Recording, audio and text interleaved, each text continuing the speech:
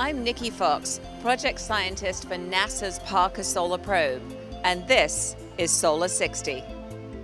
I'm in the clean room at Astrotech's space operations, and with me is Mike Ryszkiewicz, the head of the space exploration sector at the Johns Hopkins Applied Physics Lab. Mike, how does it feel to be standing next to the spacecraft that will become the coolest, hottest mission under the sun? I'm awestruck when I think about the extreme environment this spacecraft will have to survive, and it'll do it autonomously and completely out of touch with its human caretakers. Due to the challenging environment, there are many constraints on the mission, and yet everything we need to be able to achieve the science is there. It's a beautiful machine, maybe not like an expensive sports car or fighter jet, but exquisite in its detail.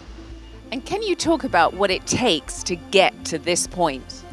It takes hundreds and hundreds of people who have dedicated years, some of them more than a decade, to create this wondrous machine, in the ballpark of 4 million person-hours, each of them doing their part with tremendous dedication, checking themselves, then checking each other, then testing the whole system. And not only is she intended to fly, but also how she behaves if something doesn't work exactly like we thought it would when you get that close to the sun. When she flies, literally millions of things have to be exactly right, and if we get a surprise, she'll be on her own, and she'll have to take care of herself until she can phone home.